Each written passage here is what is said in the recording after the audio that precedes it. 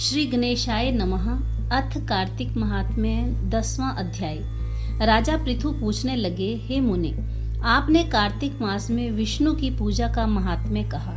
इस मास में किसी और भी देवता का पूजन या व्रत हो तो वह भी कहिए। नारद जी कहने लगे कि आश्विन शुक्ला पूर्णमासी को ब्रह्मा जी का व्रत होता है। कार्तिक कृष्णा चतुर्थी को गणेश जी का तथा अष्टमी व अमावस को श्री लक्ष्मी जी का व्रत होता है।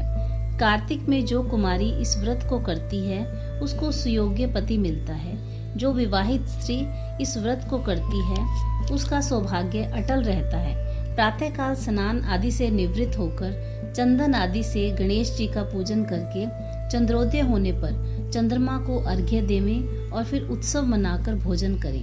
स्त्रियों को अपने सौभाग्य के लिए इस व्रत को अवश्य करना चाहिए।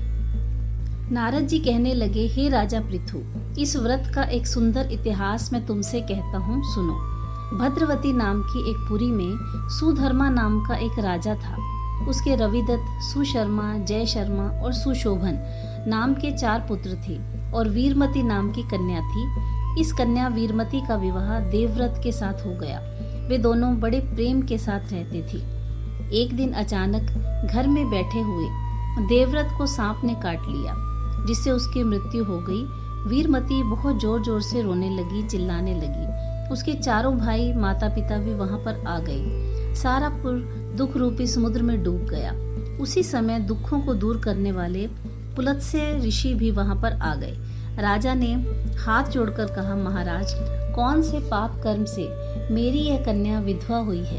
तब ऋषि ने कहा, हे राजन, कार्तिक मास में तुम्हारी कन्या ने गणेश चतुर्थी का व्रत नहीं किया, इसी पाप से वह विधवा हुई है। वह अब भी इस व्रत को करे तो उसका मृतक पति जीवित हो जाएगा। यह कहकर ऋषि तो चले गए और राजा ने अपने जामात्र के शरीर को तेल में डलवा दिया। जब कार्तिक मास आया तो उसकी कन्या ने विधिवत करके उद्यापन में ब्राह्मणों को भी धन दिया, जिसके प्रभाव से उसका मृतक पति जीवित हो गया। अतः सौभाग्यवती स्त्रियों को अपने सौभाग्य की रक्षा तथा संतान प्राप्त करने के लिए यह व्रत अवश्य करना चाहिए। जय श्री कृष्ण।